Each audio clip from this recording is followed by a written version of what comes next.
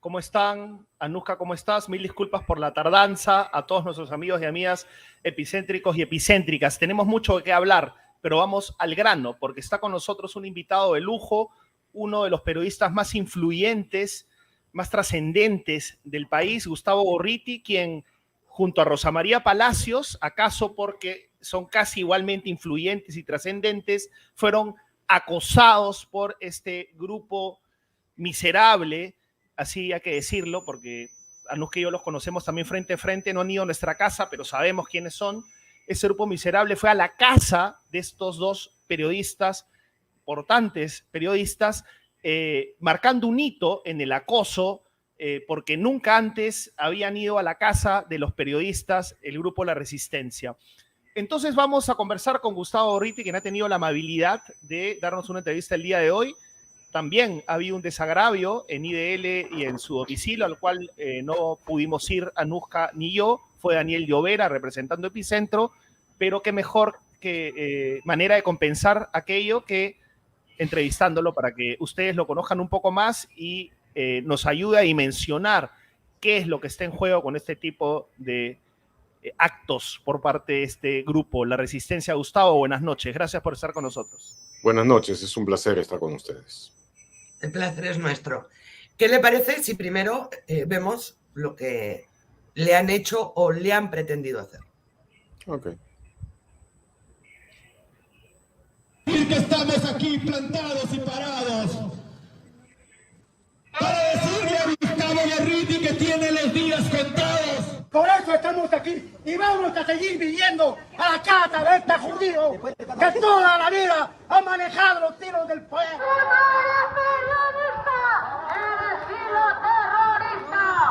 Más de 20 años este miserable, revertiendo la verdadera opinión pública, lavando cabezas mediante la prensa mercenaria, que lo único que ha hecho es minar la libertad. No le repudiamos a usted por ser judío. Aquí la mayoría de patriotas no somos antisemitas. Aquí ustedes han repudiado por defender terroristas, mientras toda la vida han perseguido policías y militares. Quien controla el presente, controla el pasado. Y quien controla el pasado, controla el futuro. Bueno, eso ya nos da una idea clara de lo que sufre Gustavo Gorriti o lo que sufrió Gustavo Gorriti anteayer con este acoso inaceptable, que además tiene otra novedad, ¿no? Aunque tal vez él nos recuerde que no es la primera vez, pero que yo recuerde es la primera vez, Gustavo, no solo que van a tu casa o a la casa de un periodista, sino que evidencian su antisemitismo, es decir, te han llamado este judío y ese tipo de estigmatizaciones, ¿no? No, no es la primera vez. No, no es la primera vez. Esta banda, a la que en IDL Reporteros llamamos sistemáticamente la pestilencia, porque no es tolerable, desde nuestro punto de vista, de que ese conjunto de delincuentes, ese verdadero cucarachero moral, intente tomar el nombre de aquello que en la Segunda Guerra Mundial marcó a los patriotas europeos que lucharon contra la invasión nazi, contra los fascistas, que estos acá, de manera más bien patética, representan. Entonces, sí, nosotros no los hemos llamado de otra manera, la banda La Pestilencia, que se autodenomina La Resistencia, junto con otros grupos que también tienen otras autodenominaciones. No, no es la primera vez. Ellos han estado por lo menos, han hecho por lo menos 20 acciones de hostigamiento contra IDL, y dentro de ello, por supuesto, muy, muy centrados, focalizados en mí. Y en las primeras acciones que realmente eran materia como para un estudio de antropología extrema, por el tipo de gente, el tipo de personajes que llegaba, pues claro. Sí, hubo Pero por supuesto, pero ni siquiera era, digamos, como aquella famosa obra de Peter Weiss, ¿no es cierto? El asesinato de Marat, escenificado por el Marqués de Sade con los inquilinos del manicomio de Charenton, porque no, pues en esto hay, aparte de demencia, una incultura, analfabetismo, descerebramiento total. Pero sí, ya ha habido menciones al judaísmo, ya ha habido eso. Se hizo en todas estas cosas, ha habido de promedio acciones judiciales nuestras, puesto Sí, claro. que el antisemitismo es en sí un delito. Exacto. Y después de eso se cuidaron un tanto. Ustedes ven a esta mujer que dice no somos antisemitas después de que han tenido ahí Claro, a uno de corregir. a uno de los más rematados ahí que Sí. está proclamando orgullosamente su antisemitismo. Y yo no conozco muchos, probablemente salvo ese individuo, muchos antisemitas que profesen abiertamente serlo. Pero sí lo han hecho anteriormente, lo han hecho otras veces, y además buena parte del guión, de esa especie del guión conspiratorio absolutamente demente que siguen, hablando, por ejemplo, de los grupos que controlan el mundo, la influencia de Soros, eso viene del guión clásico de los protocolos de los sabios de Sion, el libro de cabecera de los antisemitas del mundo. De tal manera de que ahí no hay, en eso no hay mayor novedad. Ahora, solo una acotación, sí, Gustavo, que sí, es importante. Mucha gente que, como nosotros, repudia el pensamiento de Gonzalo, mucha gente dice, pero es derecho a la protesta, el antisemitismo es derecho a la protesta. Y solamente quiero aclarar que el antisemitismo que el nazismo llevó digamos, al clímax es igual de repudiable que el pensamiento de Gonzalo, por si acaso. O sea, no, solo no, respecto a eso quiero ser claro, porque mientras estaba esa banda aquí en pleno hostigamiento, yo tuve algunos diálogos, incluso en determinado momento, con un jefe policial con el cual hubo un intercambio áspero, y él en algún momento pretendió presentar eso como un ejercicio de libre pensamiento. Entonces, yo le sugerí de que tratara de entrar al concurso de cantarle tangos a Gardel, porque poner eso como ejercicio de libre expresión significa como que Goebbels y su maquinaria de guerra psicológica eran parte de eso. Entonces, si tú tienes a alguien, y creo que llegué a hacerles ejemplo, si tienes a alguien de que con la oreja pegada a tu oído, te va siguiendo cuadra tras cuadra, haciéndote las peores maldiciones, etcétera, por ser quien eres, puedes considerar eso libre pensamiento. Le dije, si uno en un cine empieza a gritar terremoto, ¿es eso libertad de pensamiento? Si en una discoteca grita incendio, fuego, ¿eso es libertad de pensamiento? Si como la radio Hutu en Ruanda agarra y pide que se mate a los Tutsi, ¿eso es libertad de pensamiento? Aquello que va por el odio y que por lo contrario está dirigido a callar y silenciar la labor del periodismo libre, la labor del periodismo de investigación, porque no hay ninguna otra razón para el hostigamiento sistemático de estas bandas que el trabajo de periodismo de investigación que IDL Reporteros ha realizado y los efectos que tuvo. Son una herramienta de ataque contra la libertad de prensa, contra la información que debe tener la gente a través del periodismo de investigación, a través de la mentira, a través de la violencia verbal y, por supuesto, a través de estar ya orillando la violencia física. De tal manera de que yo diría que hay que tener cuajo o hay que tener la audacia de la ignorancia como para poder afirmar de que esas acciones de hostigamiento delictivo representan en absoluto libertad de pensamiento. Además, el líder de la resistencia, Maelo, el día anterior creo que publicó un tuit donde ya llamaba a sus huestes a ir a su casa y a ir a la casa de Rosa María Palacio, o sea, premeditación y alevosía. Y además, ya lo había anunciado desde hace más de una semana, y con ese estilo de fanfarrón, de supuesto perdonavidas que tienen los matones de poca monta, de que iban a hacer un servicio de delivery. creo que se refería a alguna pizza artesanal. Me imagino de que si esa pizza artesanal es comida incluso por cualquier esa rata, le viene convulsiones. Pero ya había todo eso y, por supuesto, luego que IPIS sacó una alerta respecto de esa invitación, el tipo sacó otra de las fanfarronadas diciendo que gracias a que IPIS había confirmado las direcciones. Y, por supuesto, lo hicieron después. Si uno hace a lo largo de todo esto una suerte de correlación entre las acciones de hostigamiento de estas pandillas que obviamente no actúan por convicción, no actúan por convicción, sino de que tienen obviamente un financiamiento. Llegaron, por ejemplo, aquí en un autobús y en ese mismo autobús se fueron luego a la casa de Rosa María. Nosotros en la nota que hemos sacamos el número y los propietarios de ese autobús. Pero si uno hace una correlación entre los acosamientos y todo y los hostigamientos, casi todos tienen que ver con notas de investigación importantes que en ese tiempo estaba sacando IDL Reporteros y las que he sacado ahora también. Entonces, eso está absolutamente claro. Todo esto empezó en el momento en que las investigaciones de IDL Reporteros, fundamentalmente en los casos confluyentes, concomitantes de Lavallato y Lavajuez, llegaron a resultados decisivos.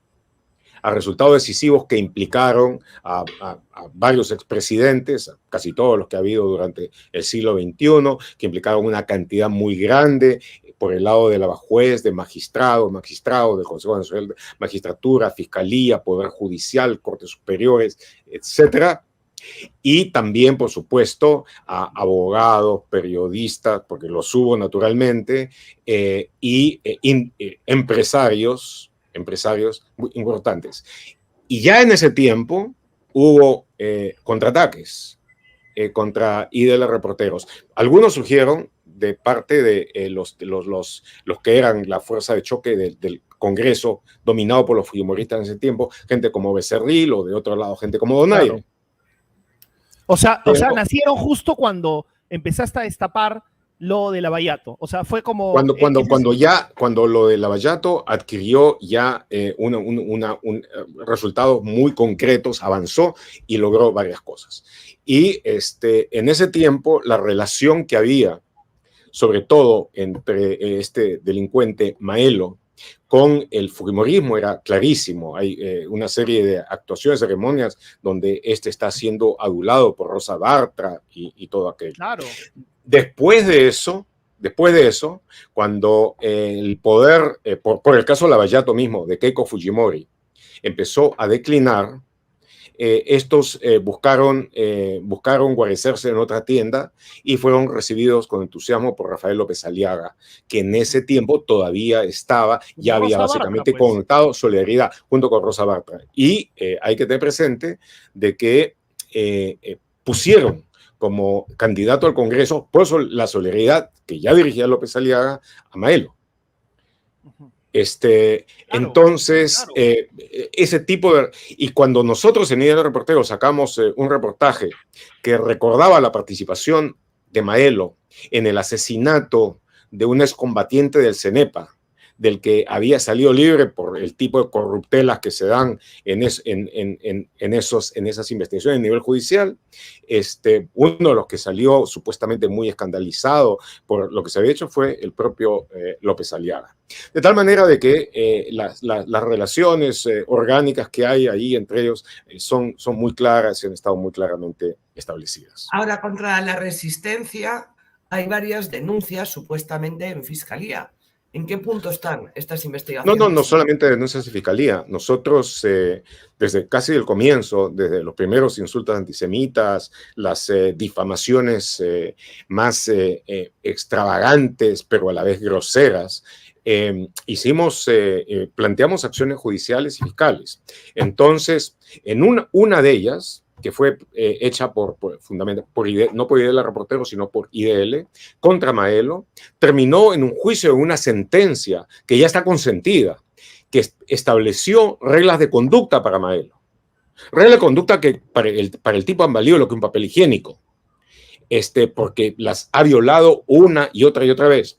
Se le ha hecho saber al juez que sentenció aquello, y se lo ha instado a tomar las medidas que la ley le ordena tomar en el caso de que se violen las reglas de conducta que le ha hecho. Bueno, pero hasta este momento, digamos, el juzgado se ha movido con la velocidad de un caracol en catatonia.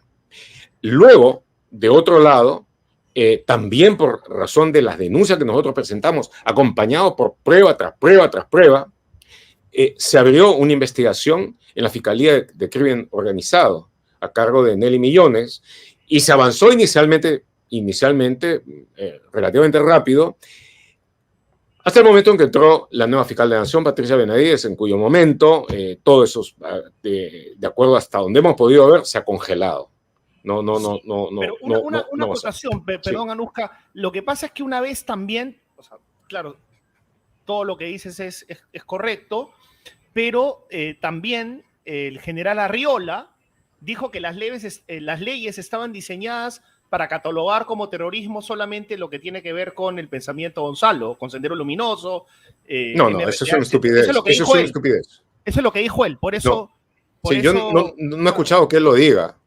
El concepto de todos los conceptos que tienen que ver con la violencia per efecto, terrorismo, subversión en general, acciones guerrilleras, de sabotaje, etcétera, son cosas que a lo largo de una experiencia histórica y de mucho estudio académico tienen definiciones específicas, y no son definiciones en absoluto que están centradas solamente en la experiencia particular que hubo aquí. Pero nosotros no los hemos acusado por terrorismo a esa crimen gentuza, organizado. Sino por crimen organizado. Y ahí clarísimamente procedía a seguir adelante con la investigación, teniendo en cuenta sobre todo el efecto de hostigamiento continuado que, sobre la base de la impunidad de que gozan, han hecho con varios. Con nosotros no tienen ningún efecto. Con nosotros no tienen el menor efecto. Pero hay gente a la que han atacado una y otra vez. Recuerden lo que hicieron con el presidente del jurado de elecciones, Salas Arenas, lo que hicieron con el jefe de la OMPE, con la ex fiscal de la Nación, Zoraida Ábalos, 2 veces frente a su casa, con el ex congresista Johnny Lescano, a quien golpearon en el momento en que incluso se metieron en su garaje. Lo que han hecho incluso con exposiciones de libros infantiles, porque por alguna razón algunos de esos dementes... Con el expresidente Sagasti, estaba Santiago Roncaliolo presentando un libro con el presidente Sagasti, yo llegué y se me fueron encima. O sea, no pretendo ponerme a la altura de ustedes, pero también tengo mi historia con la resistencia. O sea, también me agarraron, me empujaron y me insultaron, y la policía tuvo que intervenir. Entonces conozco de cerca, y una vez por la casa de Anuska también estaba yendo a visitar a Anuska y estaba la resistencia, no protestando con ella, pero conozco perfectamente ese acoso, no al nivel del cual tú has sufrido, pero es una cosa que, Gustavo, parece que no podemos pararlo. Bueno, en realidad es muy fácil pararlo. Bueno, pero si hay... En realidad es muy fácil pararlo, pero eso... Pero digamos, legalmente hay cómo pararlo. O sea, Gustavo nos está explicando que hay reglas de conducta para Maelo que no hay voluntad política, no atiende a provincias, legal. Y llama vía Twitter a que se vayan a hostigar a casa de 2 periodistas. Está incitación a la violencia, clarísimamente, incitación al delito. Entonces sí que hay manera de parar esto. Estos tipos recorren buena parte del Código Penal en cada una de las acciones que realizan. Y las cosas que hacer son muy claras. Cuando hacen los hostigamientos, ahí hay flagrancia. Y ahí debería intervenir la policía. No lo hacen. Y se refugian en excusas idiotas.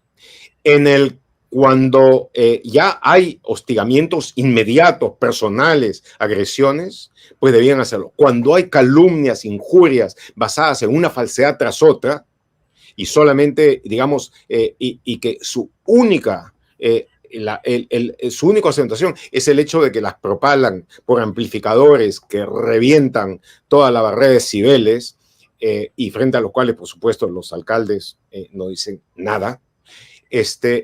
También es mucho lo que se puede hacer. Respecto a quiénes respecto de quiénes lo financian, cómo hacen, cómo planifican lo suyo,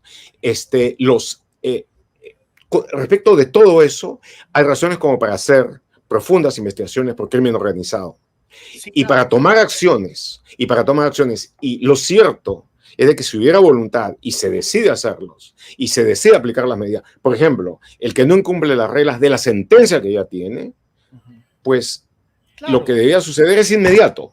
Sí. Lo que debía hacerse en los otros casos también lo es. El conocimiento de quiénes son cada uno de ellos es muy preciso y muy claro. Entonces, lo que sucede es de que hay impunidad por el tipo de protección que esta canalla tiene. A eso voy. Entonces, pues, que esta canalla tiene y que es el tipo de protección que básicamente percola, exuda dentro de la Fiscalía de la Nación ahora.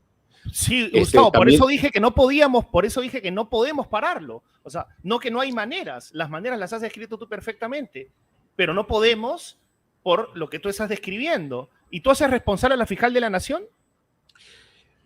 Ella es responsable de mucho, ella es responsable de mucho de lo que está sucediendo ahora, y por lo menos creo que puedo decir con toda claridad que a partir del momento en que ella tomó la Fiscalía de la Nación, lo poco que se había avanzado paró. Y también de que en los últimos tiempos el avance de estas bandas delincuentes y la impunidad de la que gozan está bastante más clara. Han aprovechado, por supuesto, las protestas que hubo luego del intento de golpe de Estado que llevó a cabo Castillo, para presentarse como los grandes defensores de la institucionalidad y como casi una fuerza auxiliar de la policía y de las fuerzas armadas, y se presentan como tal. Lo que están básicamente proponiendo, ¿no es cierto?, a grito pelado, halitosis incluida, es de que se opte y se lleve a cabo una salida fascista, dictatorial, a lo Pinochet, a lo Videla. Entonces, hay, sobre todo entre los militares retirados, y aquellos que los apoyan políticamente, como un almirante que tiene un problema con la alfalfa, hay sí una cierta, por supuesto que hay una simpatía por eso, claro. Pero eso significa asesinar la democracia, eso significa entrar a una dictadura, y ellos lo que están buscando es abonar el camino hacia eso. Lo que me imagino está o debiera estar claro para, sobre todo los oficiales de las Fuerzas Armadas con capacidad de razonamiento, es de que ese camino tarde o temprano termina donde terminaron Videla y los otros. Claro, está escrito. Pinochet, Fujimori. Está escrito. Ahí sí. Terminan. Sí, entonces, pero naturalmente de por medio puede haber un gran sufrimiento, un gran atraso, la pérdida de años completos. Y lo que sí quiero decir, perdón, para seguir en esto, es de que sí ya hay reacción. O sea, lo que esta mañana salió un comunicado conjunto firmado por los embajadores de Estados Unidos, de Reino Unido y de Canadá, hablando sobre su preocupación por los ataques contra la prensa libre y la necesidad de defenderla. No se necesita ninguna capacidad especial de interpretación para saber de que esto es un resultado directo de los ataques y hostigamientos que ha habido. Gustavo, me gustaría trasladarle una pregunta de Luis Maraví, que es uno de los epicéntricos que nos está viendo, y dice que cuando usted exija que también los que fueron a gritar a la casa del periodista Beto Ortiz y de la hija del expresidente Carla García, que cuando usted exija que esos que fueron a gritar en sus casas también sean investigados, pues que entonces le presentará sus respetos. Bueno, yo considero de que el haber hecho, aunque hay circunstancias obviamente diferentes en muchos sentidos, pero yo considero de que el llevar a cabo acciones de hostigamiento y de acoso ya en los niveles personales, en las casas y todo esto, y se hizo antes, eso también, luego la caída del Fujimorato, eso me parece incorrecto, siempre me parece incorrecto. Ajá. En eso estamos, creo que todos de acuerdo, Claro, independientemente pero de quién. internacionalmente hay un debate jurídico, ¿no? Porque esto creo que nació en Argentina y se llama scratch, ¿no? Scratchar, ¿no? Entonces, Sí. es un tema bien delicado, pero... No es en realidad no es un tema delicado, No hay es cierto delicado, tipo de claro. cosas, hay cierto tipo de cosas que degradan lo que debe ser el debate democrático e incluso la acción de la ley. Incluso las cosas más severas frente a los delitos más patentes y probados deben hacerse de una forma correcta dentro de una democracia. La ley de la turba es siempre un factor de irracionalidad y dentro, incluso si las razones son buenas, al final terminan en un proceso de injusticia y despropósito.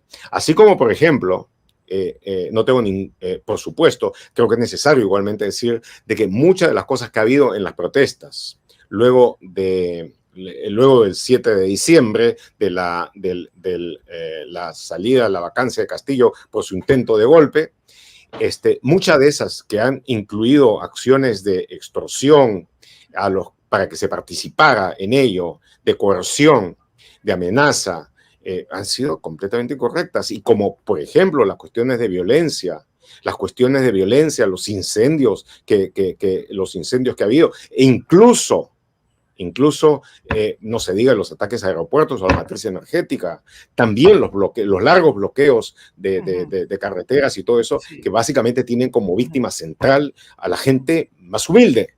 Claro Entonces, que sí. entonces, Dale, Anuska, eso, que yo quiero Sí. Al final, después de ti, hacerle un par de preguntas puntuales, casi de clase universitaria, a Gustavo. O sea, que dale, Anuska, por favor. Me voy A a mí me contener. gustaría aprovechar que está aquí y coger el guante, algo que he escuchado que decía la gente de la resistencia frente a su casa, ¿no? Que quien controla el presente controla el pasado y el futuro. Mi pregunta, como peruano y eso judío, imagino lo debe haber leído en alguna edición pirateada de Coquito. Sí. sí. Entonces ahí me gustaría preguntarle Lo de los milagros. de quién cree que controla el presente a raíz de lo que hoy ha aprobado el Tribunal Constitucional, ¿cierto? Que le ha dado la razón al Congreso para que pueda elegir libremente al defensor, a representantes delante de la SUNEDU, por ejemplo, entre otras muchas cosas. ¿Quién controla nuestro presente hoy, usted cree? La verdad es que Anuska, que tomar las estupideces que habla esa persona como pie para decir lo siguiente, no es lo más grato, pero vamos adelante, digamos. Claro, pero justamente para contrarrestar sus palabras. Sí, ignorando la fuente, yo creo de que el presente que tenemos es un presente especialmente anormal, especialmente de un caso notable de patología política, de una democracia en grave peligro, con niveles de gobernabilidad muy erosionados y deteriorados. El hecho concreto es de que una vez que ha terminado, dentro de toda la cantidad de cosas que sucedieron desde el momento en que Castillo intenta hacer el Fujimori 2, y ustedes, me imagino, ya habrán hecho notar a la gente de que buena parte del mensaje que Castillo leyó era literalmente plagiado del que pronunció Fujimori en su momento. Pero bueno, a partir de ese momento han pasado, como ustedes saben, muchas cosas de todo orden, pero quienes han terminado hasta este momento como aparentes ganadores en cuanto a quién domina la toma de decisiones del gobierno es el Congreso. Y entonces tenemos una situación en la que en medio de protestas, de tremenda inquietud, de sentimientos que hierven entre la ciudadanía y todo esto,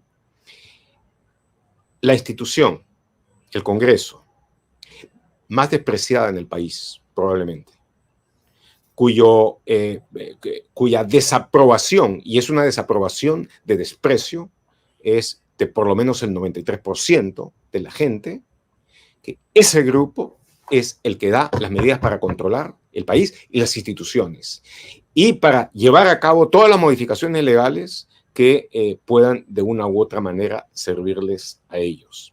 Frente a un ejecutivo muy mediocre, avasallado, y que en lo esencial está subordinado a ellos. Y ahora, con el Tribunal Constitucional, una carta blanca como para que puedan hacer virtualmente lo que quieran. Obviamente, esa normalidad de que la institución más despreciada del país tenga ahora un poder que virtualmente no va a tener control, solamente puede llevar esto a agudizar conflictos, hacer más difícil la gobernabilidad, poner a las instituciones que están funcionando todavía en situaciones sumamente difíciles y hacer de que la solución de conflictos, que en esta circunstancia es difícil, pero no imposible, acreciente muy marcadamente su dificultad. Yo me imagino que de parte de las instituciones que están más afectadas por esto, Defensoría, Poder Judicial, Jurado Nacional de Elecciones, etcétera, va a haber algún tipo de respuesta legal ante lo del Tribunal Constitucional. No sé exactamente si eso va a significar una apelación ante la Corte Internacional de Derechos Humanos, en fin, pero lo que sí tengo muy claro es de que esto se parece muchísimo al conjunto de acciones que llevó a cabo el Fujimorato en el momento en que quiso apropiarse más de poder, cuando cambió a los funcionarios del Tribunal Constitucional para que ellos a su turno hicieran todas las modificaciones legales que les permitieran perpetuarse en el poder. Ya sabemos lo que pasó. Y no se necesita ninguna clarividencia en especial como para saber de que esto va a ser la semilla que lleve a cabo, no va a ser la semilla, perdón, va a ser la acción que desemboque en un acrecentamiento de la conflictividad. Es eso lo que necesita el país, es lo último que necesita el país. Pero, desgraciadamente, con el tipo de gente que tenemos, ¿no es cierto?, del almirante Alfalfa para abajo, eso sin duda va a ser lo que podemos temer y esperar. Pero va a haber una reacción social. Ojalá de que haya también una reacción de las fuerzas democráticas, que desgraciadamente desde la peste, desde la pandemia, han estado inhibidas, básicamente silenciosas, han dejado de tener el protagonismo central que tuvieron en los años anteriores y que decidió tantas jornadas. Y si esas fuerzas no reaccionan y no se hacen presentes y no son capaces de armar una causa coherente que esté en condiciones de discutir con democracia, por supuesto, en las calles y en todos lados, y llevar a que la opinión pública masivamente la siga, entonces, pues sí, yo creo de que el porvenir que espera no es precisamente optimista. René. Perdón. Gracias, Anuska. O sea, en resumen, van a venirse más protestas. Eso, ¿no? O sea, va a haber mayor conflictividad social, es lo que nos has dicho. Y quiero aprovechar en un par de... Va a haber las condiciones para la conflictividad social. Después, por supuesto, que hay una serie de otras condiciones que lo hacen. Las condiciones para destruir todas las instituciones, ¿no? O sea, se aprendió sí, va a haber... Desgraciadamente, van a pasar muchas cosas. Yo solamente espero de que algunas instituciones fundamentales de la nación que no creo que les interese tener participación en una degradación del sistema, una degradación de la nación, y además en tener que afirmar ese orden mediante el empleo excesivo de la fuerza.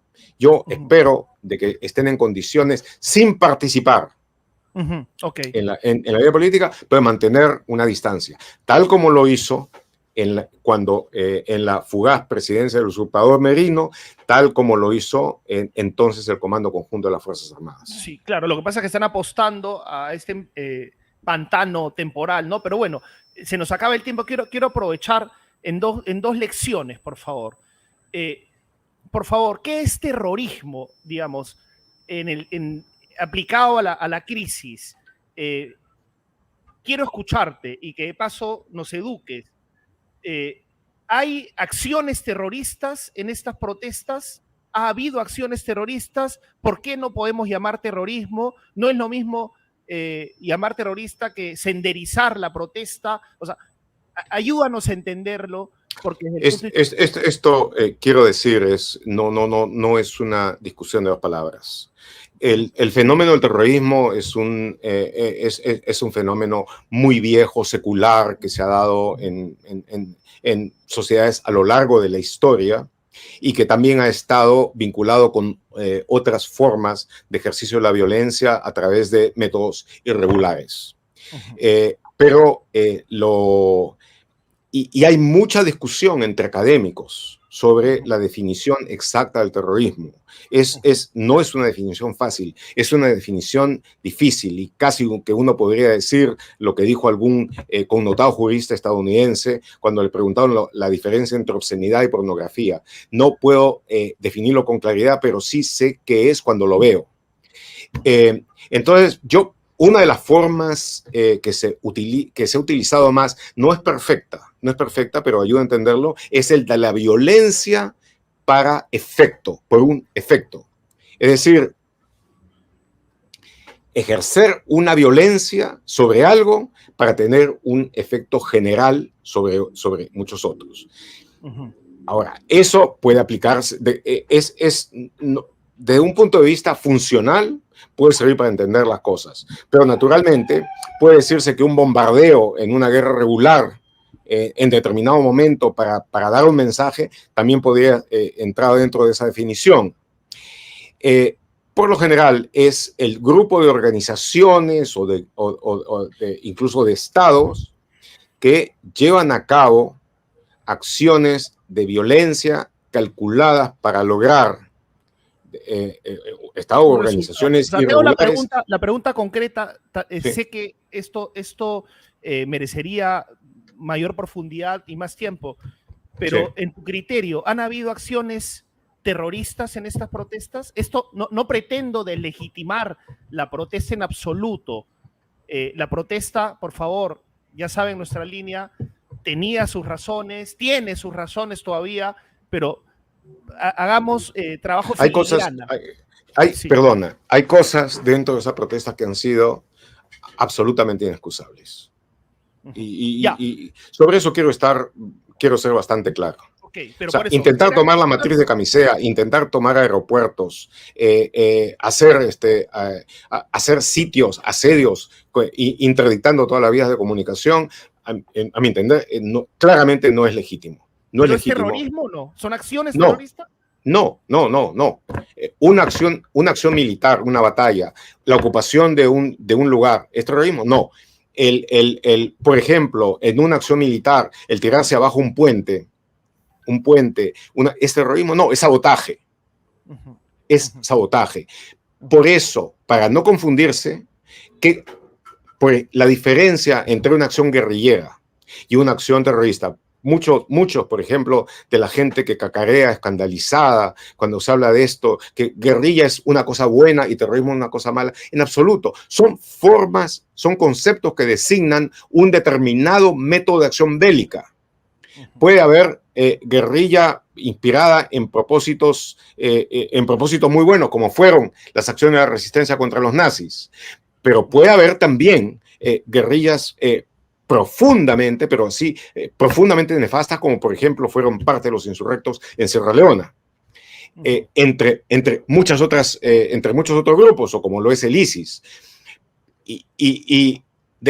Ha habido un terrorismo bueno, es una cuestión de discusión. En términos generales, muchos consideran que no, pero por ejemplo, las acciones que se tomaron en la Segunda Guerra para aniquilar algunos jefes militares nazis, como la muerte de Rudolf Heydrich en Checoslovaquia, puede ser considerado terrorismo, o el asesinato del diplomático nazi von Rath puede ser considerado terrorismo o no. En fin. Eso es una conversación aparte, Gustavo. Es una conversación aparte. Por eso yo quiero decir de que utilizar en forma, pues así, alegar, cacarear ese concepto sin entenderlo y sin haberse preocupado por eso, es profundamente irresponsable, sobre todo teniendo en cuenta todo lo que se ha sufrido en este país. Y cuando yo escucho de que algunos de esos dementes, por ejemplo, indica de que yo he sido o soy defensor del terrorismo, yo creo de que, es decir, aquello de que la ignorancia es atrevida, estúpida, pero además siniestra, está muy claro. A través de todos los años en que hice la cobertura de la guerra interna, a través de haber llegado hasta los sitios y haber estado en los lugares donde se produjeron los ataques, haber escrito sobre algunas de las cosas más graves que hubo en la guerra, pero también, por supuesto, las violaciones a los derechos humanos. El que se atrevan siquiera a decirlo indica el atrevimiento de la ignorancia más extrema. Totalmente, Gustavo. Estamos contigo en eso. Es una ignorancia, bueno, la ignorancia es atrevida, calza perfecto. Y nos debemos la conversación, por favor, para aclarar algunos conceptos como el terrorismo, con toda tu experiencia, por favor. Te comprometemos para otra oportunidad. Con mucho toda gusto. Nuestra solidaridad. Y muchas gracias por estar con nosotros. Yo quería agradecer a IDL Reporteros porque nos ha brindado los videos que hemos puesto al inicio, y quiero también felicitarles por la gran investigación que han sacado, y un gusto como siempre, Gustavo. Muchísimas gracias. Placer es mío. Gracias. Tengan muy buenas noches. Hasta luego. Hasta luego. Buenas noches. Hasta pronto. Gracias. Anuska, ¿qué tal? No sé por qué, te lo digo, ya que nos tenemos tanta confianza, quería que preguntes más. La gente me ha dicho, despierta, René, como nunca. ¿Por qué? ¿Qué pasó? ¿Por qué estabas tan lenta? Yo estaba lenta. Me pareció, sí. Bueno, a ver, tengo una gripe brutal. Ya. A verdad, eso es, pues. Eso es. Lo estaba, y además lo estaba escuchando. O sea, lo estaba escuchando atentamente. Claro, es para sacarle el jugo, pues, ¿no? Ajá. Vamos, mi gripe y yo necesitamos un yogurt. Un yogurt. Antes de hablar con el ex viceministro de Educación, José Luis Gargurevich, otro que está siendo también acosado de alguna forma. Y vamos que nos con está el yogur, esperando Anuska, hace con rato. el paraíso lácteo. Comienza tu día con Tigo, con el yogur natural y balanceado de Tigo. Solo frutas frescas, mieles y algarrobinas que se derriten en tu boca, especialmente seleccionadas para ti. En el cuidado de tu alimentación, Tigo está contigo. Tus días siempre son mejores con yogur Tigo. Tigo, naturalmente bueno. Pónganle Tigo like está al programa. Tigo Nosotros está con somos como nosotros. los... René, antes de entrar al tema de Perdón, solamente quiero decirle a Milagros Ballesteros, o sea, aquí nadie calla a nadie. Eso es fascismo. Eso es fascismo lo que ustedes están haciendo. ¿Ya? Aquí no manden callar a nadie, por favor. Mírense el ombligo antes de llamar fascistas o terroristas o fachos a los políticos. Mírense ustedes mismos y léanse. Solo eso les quiero decir. Dale. Ya, voy con mi lentitud a contarte que, por favor, podríamos explicar en corto lo que ha pasado con el Tribunal Constitucional. Dale, por favor. Dale tú, que estás más rápido que yo, por favor. No, dicen acá que no, los dictadores del chat dicen que no, Ya, que René, lo por mío favor. soy yo. Escúchame, bueno, ha sido una mala jornada. Vamos a darle pase a José Luis Gargurevich, por favor, de una vez, para que junto a él, quien ya está esperando demasiado, analicemos lo que ha pasado, ¿no? ¿Qué ha pasado hoy día?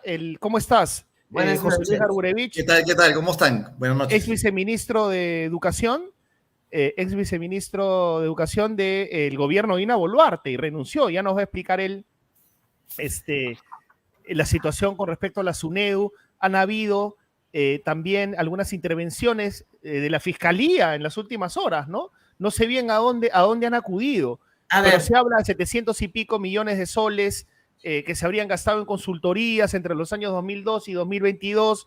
No sé por qué no investigan antes del 2012 también. Es como que el periodo está ahí nomás. Y lo que Anuska quiere que explique, lo explicamos al final, que tiene que ver con la derrota del Congreso. Bueno, entonces, como del dices que estoy lenta, voy a ponerme en modo rápido. Dale. ¿Ya? Así, voy a ponerme en modo rápido. A ver, muy buenas noches, muchas gracias por acompañarnos y mil disculpas por la tardanza. No te preocupes. Así, voy en modo rápido. A ver. El señor ministro de Educación ha dicho 728 millones de soles en consultorías desde el 2012, es decir, de Alan García en adelante. Él trabajó con el ministro Chang en el gobierno de Alan García, fue funcionario. Entonces, de lo mío hacia adelante, ya del 2012 hacia adelante, dice 728 millones de soles gastados en auditorías, en mermeladas, ¿no? No lo he dicho así, pero casi poco le ha faltado. 8.000 personas contratadas. Y claro, y hoy coge la Fiscalía y ha intervenido el Ministerio del Interior. Tenemos ahí imágenes del Twitter. Usted ha sido ministro, con la primera ministra de Dina Boluarte, la primera ministra de Educación, de Patricia Correa. A las pocas semanas de que llegó el nuevo ministro, usted renunció. Y además han hecho una investigación, han cotejado lo que dice el ministro, 728 millones en mermeladas, 8.000 contratados, ¿no? Todo esto en los periodos que además se han dado las reformas, la reforma educativa, la SUNEDU. Pero vayamos a los datos, a ver. 728 millones, vamos. 8.000 lo han así tirado por tierra con su informe. Mira, Anuska, ante todo lo que quiero decir es que un poco la preocupación que tenemos muchos, digamos, es el golpe que sentimos que se hace a las instituciones, en este caso al Ministerio de Educación. Yo siento que tenemos que salir a hablar porque tenemos que salir a defender la institucionalidad, ¿no? Y yo no concibo cómo tú puedes querer, digamos, ser la autoridad de una entidad y golpearla permanentemente, sistemáticamente, ¿no? El ministro ha dicho reiteradas veces que a él le han heredado 8.000 personas, ¿verdad?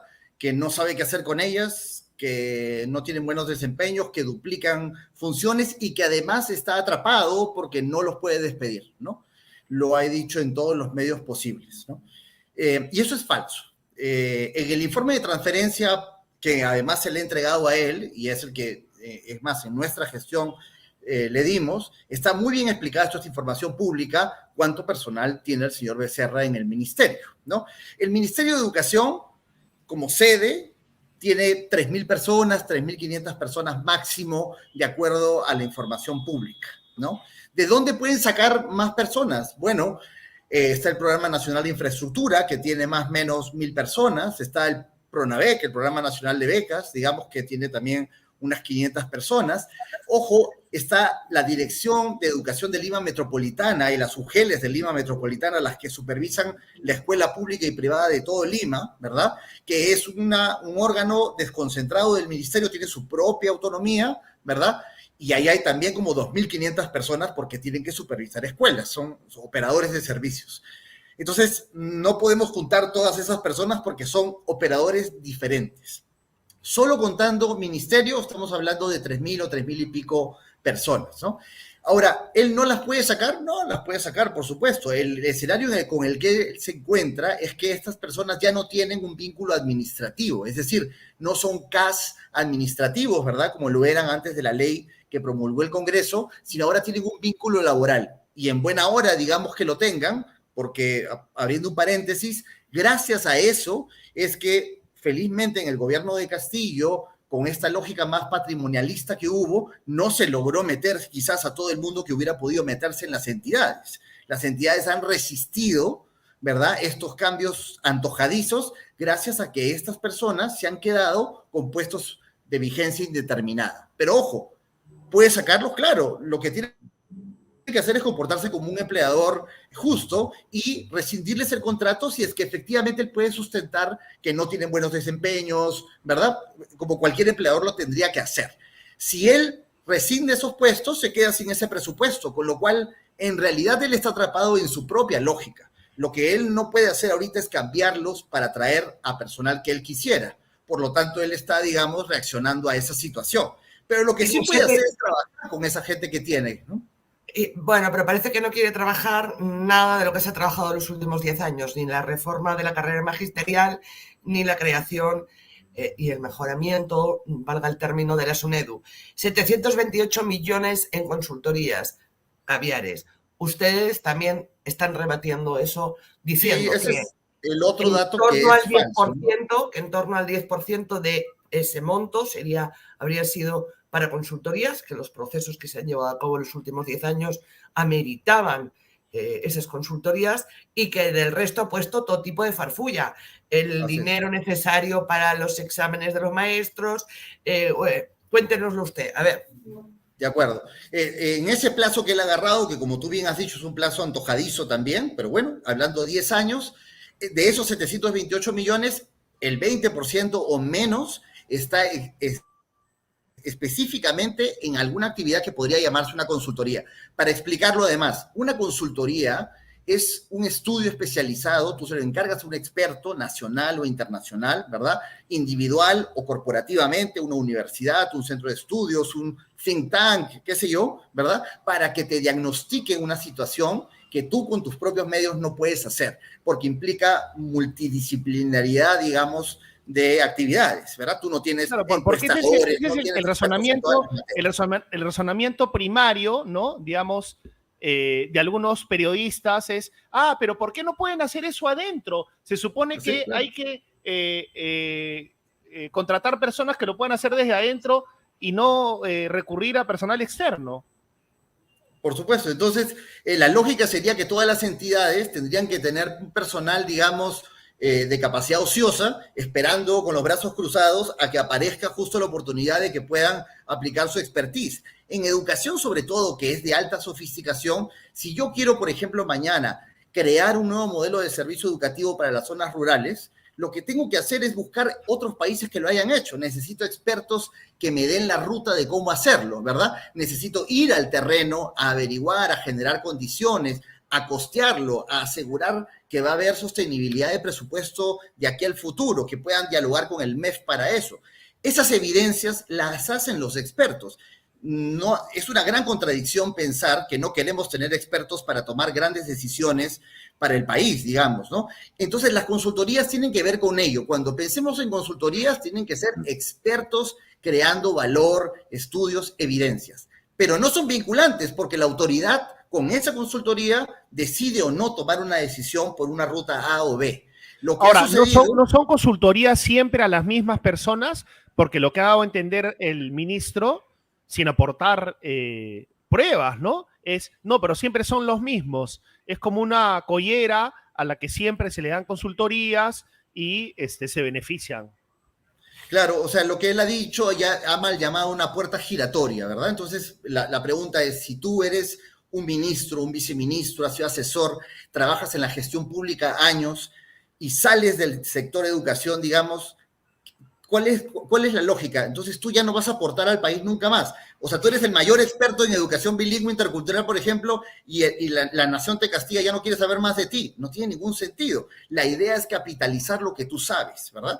Hay un conjunto... Pero en las consultorías, ¿no? Porque digamos lo que ha sembrado el exministro es que siempre son los mismos. Entonces el todavía ministro. Perdón, el ministro, sí, el todavía ministro, ¿no? Pero es como un club. Bueno, hay expertos de todos, digamos, hay expertos de todo tipo, nacionales e internacionales. El club que él llama, yo no lo conozco porque la cantidad de consultores con expertices distintos es muy variada. Si él ha querido indagar, digamos, con nombres propios algunas personas que han aportado, es la lista que él seguramente está creando. Pero la lógica de la consultoría es más especializada, ¿verdad? Y para contestar al comentario de Anuska, ese rubro es un rubro muy concreto que en el registro público que ustedes pueden dar de la información van a encontrar que es menos del 20% de esa cifra rimbombante que le ha dado. Todo lo demás son grandes operaciones, voy a llamarlo así, evaluaciones docentes, evaluaciones censales de estudiantes, programas de capacitación docente, estudios de preinversión de infraestructura, que nada de ellos son propiamente consultorías, son grandes volúmenes de operaciones, ¿verdad? Entonces, él ha creado un rubro, depende cómo tú busques la información, para poder tener un monto, digamos, millonario, ¿verdad? En 10 años. Ha juntado churras con merinas y esto lo que hace es la política de la tierra arrasada. Es cierto que hay consultorías en todos los ministerios a lo largo de, y desde Alan García también, y desde mucho antes, que habría que revisar. Sí, hemos hecho cuantos reportajes, René y yo, de cosas que ahí no cuadran. Pero el periodo es antojadizo. Pero hay, primero el periodo, no, el periodo no es antojadizo, el periodo es de donde yo trabajé en adelante. Es intencional. O sea, es antojadizo para el público, pero no para él. No, o sea, pero no, claro, pero me refiero a que, ¿por qué no habla de Alan García? ¿Por qué no habla del gobierno de Alan García? Porque justo el gobierno de Humala. Pero siempre, o sea, hay una diferencia entre hay que poner sobre la lupa las consultorías. Sí, es bueno porque es dinero público. Además, lamentablemente, se ha invertido en consultorías y luego en políticas públicas que no se han asentado. Entonces, la inversión, el costo-beneficio ha sido positivo. Ha habido mucho amiguismo o ha habido ciertos amiguismos que hay que investigar y sancionar. Todo eso yo creo que estamos de acuerdo en que hay que hacerlo. Pero totalmente, con mucha transparencia. Sí. Claro, pero lo que está haciendo el ministro es poner la etiqueta de, igual que uno es o terrorista o patriota, ahora es todos los consultores y todas las consultorías han sido una mermelada. Lo que es muy peligroso, porque en estos 10 años lo que se trabajó, entre otras cosas, fue la reforma de la carrera magisterial y la SUNEDU, que es lo que este gobierno y él como ministro desprecian. Y mira, Anuska, los colegios de alto rendimiento, ¿no? El Colegio Mayor y otros, la jornada escolar completa, y me voy a programas nacionales del MIDIS, tú vas a ver Jaliwarma, Anda Juntos, ve Presión 65, ve cualquier política que te parezca medianamente exitosa, todas se han forjado en una ruta con expertos, con diálogo, con benchmarking, hemos mirado afuera. Yo diría que así como hay que mirar, por supuesto, malas prácticas de consultorías que seguramente podrían haber sido de favoritismo, de amiguismo, hay que mirar también las buenas políticas y mirar hacia atrás todo lo que implicó hacerlas para entender el valor de la consultoría. A mí lo que me parece una contradicción muy triste es que le estemos dando el mensaje a los estudiantes de que estudiar, especializarte, ¿no? Ser el mejor, y ni siquiera lo digo por el cartón, sino en la práctica, ¿verdad? Especializarte en algo, sea sancionado, sea despreciado, sea demonizado. Y que pase en el propio sector educación, que es la mayor contradicción. ¿Cuál es el mensaje que estamos dando sobre la educación? No queremos lo mejor, no queremos tomar decisiones con evidencia o queremos tomar decisiones más bien antojadizas, ser reyesuelos, ser monarcas de nuestras entidades. Esa es la mayor preocupación, otra vez, para mí, es el mensaje de detonamiento institucional que esto implica. Usted trabajó, llegó con Patricia Correa, la que fue la primera ministra de Educación de este gobierno, del gobierno de Dina Boluarte. ¿Cuál cree que eran las diferencias sustanciales? Y renunció a las 2-3 semanas al viceministerio con el señor Becerra. ¿Cuáles eran las decisiones de Patricia Correa versus las de el señor Becerra? ¿Y cómo comprende usted que una presidenta tenga visiones sobre la educación tan antagónicas? Sí. Lo segundo es más, digamos, misterioso, pero en lo primero, la visión que teníamos, digamos, cuando entramos era la de centrar la velocidad y la intensidad de la gestión en la recuperación de los aprendizajes, por ejemplo, ¿no? Los chicos han perdido 3 años, ¿cómo recuperamos aprendizajes? Y para ello, ¿cómo convocamos a todos los actores públicos, privados, territoriales a esa tarea? Quiere decir que no nos podemos distraer por nada más, digamos. Tenemos que concentrarnos en ello y en llegar al buen inicio del año escolar. Esas eran, digamos, nuestras grandes apuestas. Cómo continuar, por supuesto, la reforma magisterial y el tema de la valorización docente, ¿no?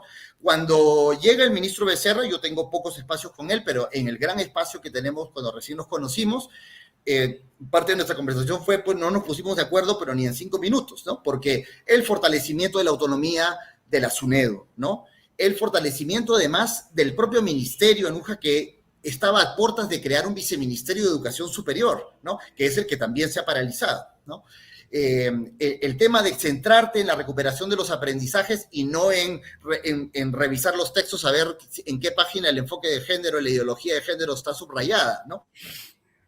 Entonces, toda esa clase de despistes me daban a mí concretamente la señal de que iba a ir por otra parte, ¿no? Además, por supuesto, de un estilo, que es el estilo que ustedes también pueden notar en los medios, que es un estilo, pues, digamos, no democrático, no convocante, que es el estilo que yo creo que tiene que existir en la gestión pública, ¿verdad? Convocante. Estamos a puertas del buen inicio del año escolar y no hemos convocado a nadie, ¿no? Estamos a menos de 18 días de comenzar clases. Así de dramática, digamos, es la situación. Quería justo, perdón René, es que como me ha llamado lenta, yo no sabía que estaba conviada con esto de educación. Justo empezamos las clases, se empiezan las clases y tengo aquí una data, porque además Defensoría ha publicado un informe con data y me gustaría plantearle algunas cifras. Yo sé que, a ver, detrás de cada cifra hay un niño o una niña, ¿sí? Que para el que lo que pasa en la escuela va a ser trascendente, ¿cierto? Porque hablamos de cifras, pero lo que pasa en la escuela o el acceso que tengan a la escuela va a ser trascendente. Bueno, y también en el estómago, porque si no tienen el estómago lleno tampoco le puedes poner mucha escuela. Pero quería varios datos que hay. En el 2021, según información del Ministerio porque de lo que se trata es de ya, miramos las consultorías, pero estamos mirando cómo tenemos la educación después de la pandemia, después de profesores golpistas en el gobierno y después de bloques magisteriales que solo se enseñan a sí mismos. Entonces, los niños van a ir al colegio. ¿En qué condiciones van a volver estas criaturas al colegio? Según datos del Ministerio de Educación, 1 de cada 4 niños de primaria y 4 de cada 10 niños de secundaria no alcanzan el nivel de aprendizaje esperado. Esto es en promedio, porque luego la brecha es brutal entre zonas de... En el 2020-2021 salieron más de 100.000 niños del sistema educativo. Solo volvió el 49%. O sea, tenemos mal aprendizaje y muchos niños y niñas que ni tan siquiera han terminado el colegio básico, ¿no? Según el plan de infraestructura que aprobó el Ministerio de Educación en el 2017, o sea, la proyección al 2025 es que la brecha en infraestructura era de 100.000 millones de soles. Bueno, pues ahora la brecha de infraestructura a este año es de 136.000 millones de soles, ¿no? Después, locales que necesitan una reestructuración total, ya no lo que falta, porque falta porque además más de 500.000 niños de colegios privados pasaron a colegios públicos durante la pandemia y no ha habido capacidad de que el sistema público absorba a esas criaturas. Restauración total, más de 5.000 locales en todo el Perú, que son seguramente muchos más. Profesores, plazas vacantes que no se cubrieron. O sea, niños que no tuvieron, escuelas que no tuvieron a profesor. El año pasado, casi 2.000. O sea, con esta situación, ¿qué hace siendo prioridad? ¿Qué hacemos hablando de esto? Exactamente. ¿Qué hacemos hablando de esto cuando esto sale, lo denuncia, llama al procurador del Ministerio de Educación, denuncia con nombre y apellido y exige, sí, todo el peso de la ley? Pero ¿por qué no hablamos de lo fundamental? La SUNEDU se está desmembrando, no hay ni una palabra por parte del Congreso ni por parte del Ejecutivo, y luego la data de la educación. Así es, así es. Y mira, Anuja, con esos datos que das, lamentablemente, mira, que son muy, muy penosos, da cuenta de algo que yo siempre digo, que es que la sofisticación, la complejidad del sector de educación es tal que no es posible hacerla en ese edificio de San Borja, ni con 3.000, ni con 8.000 personas, ni con las personas que él quiera decir que hay. La tarea es muy grande, ¿verdad? Implica, por lo tanto, que a nivel territorial, los nuevos gobernadores regionales que tienen nuevos equipos de las direcciones regionales y sus UGELes, ya deberían haber una sintonía para mirar cómo van a recuperar a los chicos que salieron del sistema, que es el dato que tú estás colocando. Los chicos que salieron del sistema y no volvieron, ¿verdad? Queremos que vuelvan, ¿cómo queremos que vuelvan?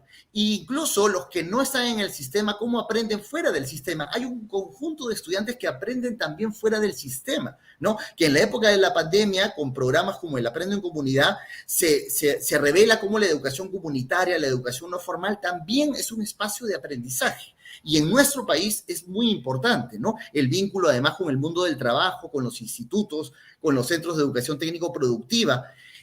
Eso, y por supuesto lo central que es, ¿qué van a aprender los chicos, verdad? ¿Qué queremos que aprendan? ¿Qué han dejado de aprender? En este contexto, además de desunión nacional, y van a tener profesor, José Luis, porque también está este discurso de no, como la competencia está transferida a los gobiernos regionales, sí, pero por ley, quien está encargado y a quien se le puede reclamar por la educación en el país es al gobierno regional, pero también al Ministerio de Educación, porque legalmente es una responsabilidad compartida. Totalmente. El Ministerio de Educación es el garante del derecho a la educación en todo el país, inclusive tiene la atribución de poder retrotraer, digamos, las competencias que se necesite complementar con los gobiernos regionales para ayudarlos, que siempre ha sido, digamos, la lógica complementaria, una rectoría habilitadora que le han llamado siempre, ¿verdad?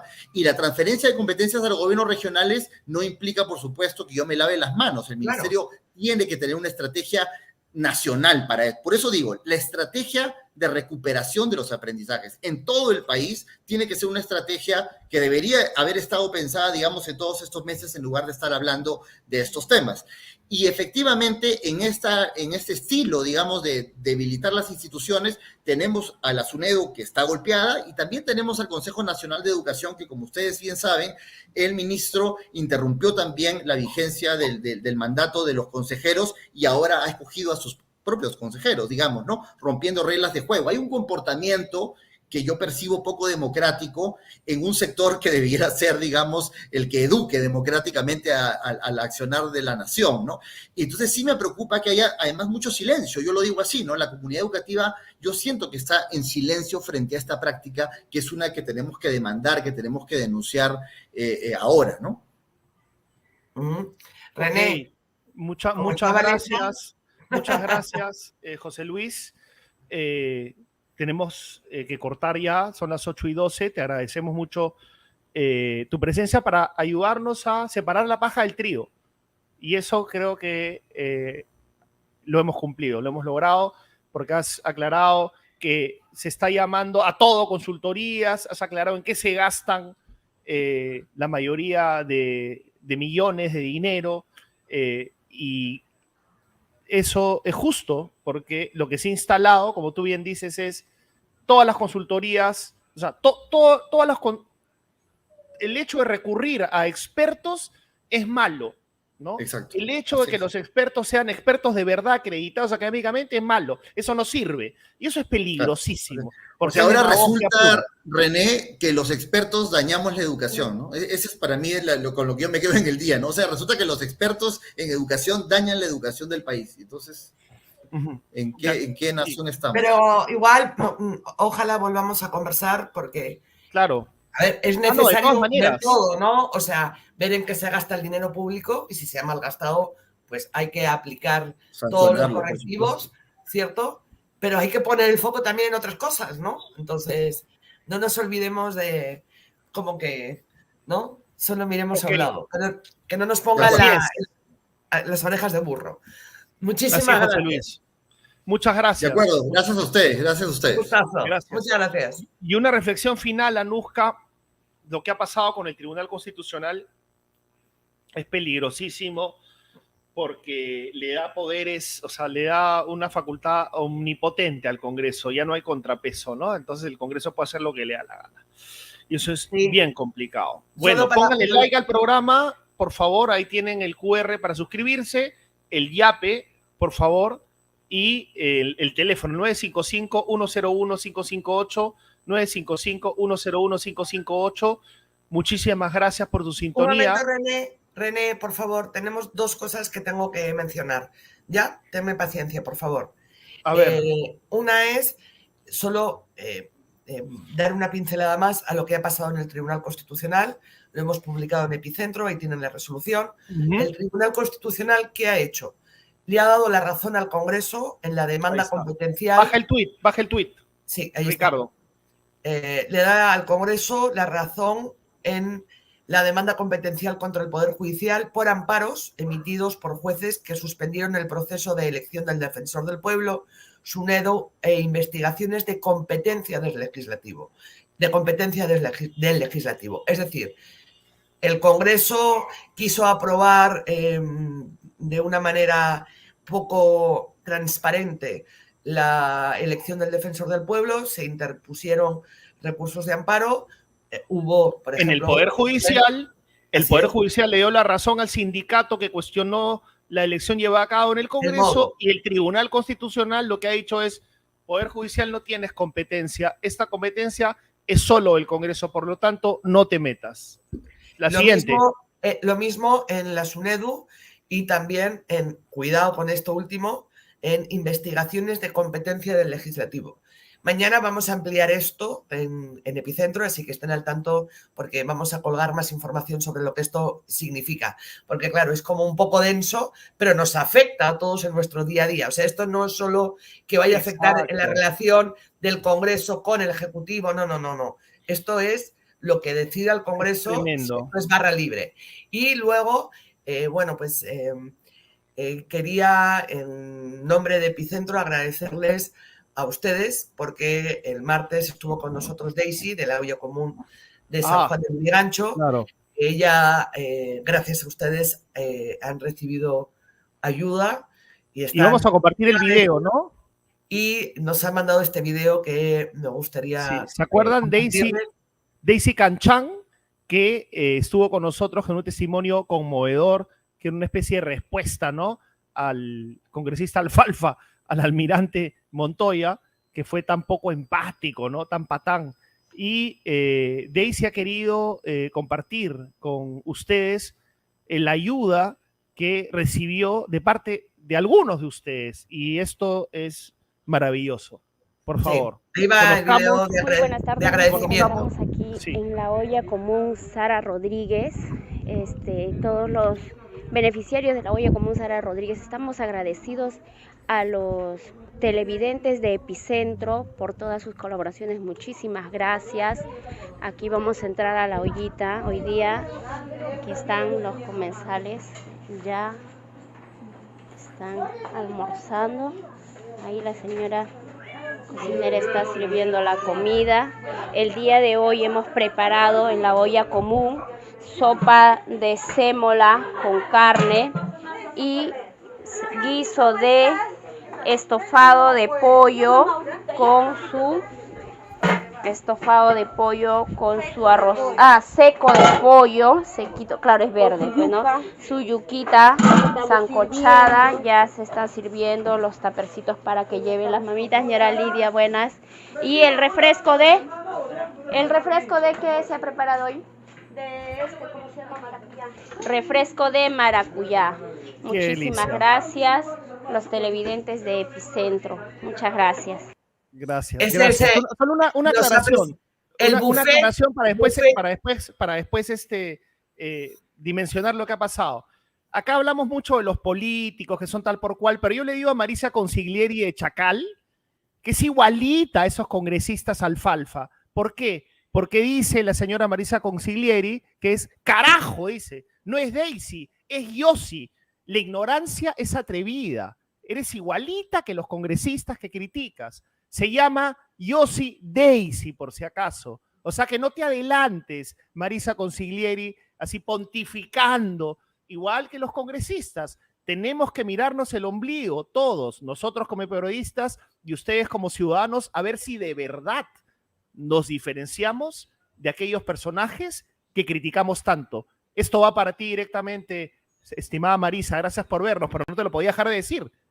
O sea, encima carajeas, ¿te das cuenta? O sea, vamos a llamarte Marisa Consiglieri de Montoya. Así te vamos a poner con cariño porque te pasas, pues. Te pasas. ¿Ok? Gracias. Yo quería agradecerles en nombre de todos los que hacemos y somos Epicentro que hayan colaborado con la Olla Común de San Juan de Lurigancho que si pueden lo sigan haciendo y que, bueno, ellos nos dan un buffet de realidad. Y muchísimas gracias. Ahí tienen para suscribirse, 35 soles por 3 meses. Necesitamos, ustedes son nuestra razón de ser.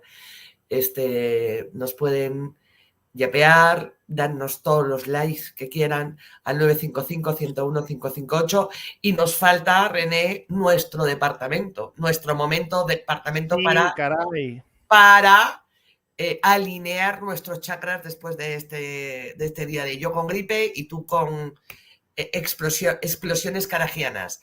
Invent. No, me carajean a mí. A mí me están carajeando y lo que ponen es qué patán eres. O sea, no puedo contestar ni siquiera. Ya, mejor, ya, no importa, hay que entregarnos. Lo importante es que nos vean. No importa, eso es lo importante. Vamos. Muchas gracias. Vamos a nuestro paraíso. Así es. Paraíso en Magdalena. Vamos. Así es.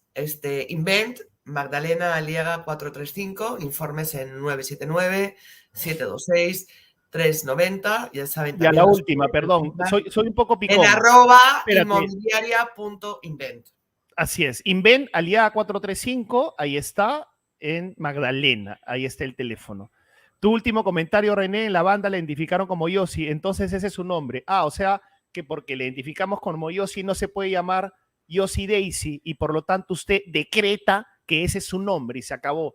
Entonces repito la reflexión para que duerman con ella. ¿Somos realmente tan diferentes nosotros? No digo solo ustedes, nosotros y ustedes de aquellos políticos que criticamos, o es el chat un reflejo de lo que somos y lo que somos también es en el Parlamento? O sea, léanse, por favor, la tolerancia, el arrogarse la verdad, el arrogarse la posición correcta, ¿no? Nada más. Estoy con sentimientos encontrados, ya se van a enterar después por qué, pero me van a comprender. Estoy con unos sentimientos encontrados y no quiero llorar en este momento. Anuska quería. Bueno, ¿quieres decir algo o lo quieres decir? No es el momento. Vale. No es el momento. Bueno, gracias. Vamos. Nada, muchas gracias. Gracias por estar ahí, gracias por acompañarnos. Yo voy a ver si me hago un mate de alfalfa y porque no saben lo que es estar con gripe en verano. Claro. Y otra cosa para jugar, ¿ya? Mira, solo para jugar. Si respondo, te dicen respeta. Entonces, si te quedas callado, la otra persona tiene la razón. O te dicen no pises el palito. A mí me encanta el socratismo, chicos. Un día vamos a abrir el chat para hacer debates socráticos sobre cada una de las cosas que dicen, ¿no? Claro, sobre cada una de las cosas que dicen. Pero bueno, va a ser interesante. Eso tenemos que hacer, Anuska. Abrir un debate y abrir el chat y tener debates socráticos. ¿Sabes lo que hacía Sócrates? Hacía parir las ideas, parir las conclusiones, tratando de pescar, encontrar las contradicciones tanto de él como de sus interlocutores, ¿no? Y eso es interesantísimo, porque desarmas todo. Bueno, ¿cómo tienes el corazón? A mí solo me desarmas tú, Anuska. Yo lo sé. Bueno, no, primero tu hija. Bueno, mi hija, obviamente. Luego otras muchas más personas y yo también. Así es. Bueno, pero yo sé que siempre. ¿Siempre qué? ¿Tú siempre qué? ¿Me desarmas? Tú toda la vida me has desarmado, Anuska. Desde que te conocí me desarmaste. Metiéndome el micro del Canal 13 cuando yo había renunciado a Panorama en la avenida Arequipa. Me metiste el micro. Así nos conocimos, ¿ah? Claro, exacto. Y cuenta qué dijiste de mí después. Qué dijiste de mí. Y de ahí la vida nos unió de por vida, ¿no? ¿Qué dije de ti después? Ay, no, ya no te acuerdas. Dije tantas cosas, las que se pueden contar o las que no se pueden contar. No. Ahí nos conocimos, ¿no? Yo dije, caramba, si Anuska, esta reportera de Hildebrand, me ha metido el micro, debe saber quién soy, debe respetar mi trabajo, porque como trabaja en Hildebrand, ¿no? Claro. ¿Cómo cambian las cosas, no? ¿Qué pasa? ¿Ah? O sea, ¿cómo cambian las cosas? Me refiero que lo que hablábamos ayer, ¿no? De cómo ahora los méritos son otros, ¿no? Ah, sí. ¿No? O Bueno, sea, los méritos siempre han sido chambear y pasar muchas horas en la calle, ¿no? Y escuchando a todo el mundo, ¿no? Y que nos ha gustado mucho nuestro trabajo, ¿no? así es. Mucho Así y nos es. sigue gustando. Así que gracias totales por estar ahí. René tiene el corazón No, roto. Marisa, la última, no, no puedo con mi genio ya, dice. Yo no te he insultado ni te he comparado con un ser despreciable como Montoya. Y yo tampoco te he carajeado, tú me has carajeado. Entonces yo pregunto socráticamente, ¿quién agredió primero? ¿Tú con tu carajeada? ¿O yo por decirte en broma que te pones de Montoya? O sea, te apellidas de Montoya. No olvides que tú me carajeaste, Marisa Consiglieri. Tú me carajeaste de buenas a primeras. Pero no te preocupes porque Anuska me carajea en privado todo el tiempo. Entonces, todo bien. Muchas gracias, amigos y amigas. Deconstrúyanse, desármense, deconstrúyanse. Anuska, nos vemos pronto. Te voy a ver el domingo, ¿no? Y mañana también. Ya. Un beso. Nos queremos muchísimo. Te Adiós. quiero. Chao. Ya. Chao, chao. Yo también te quiero, Anuska. Chao.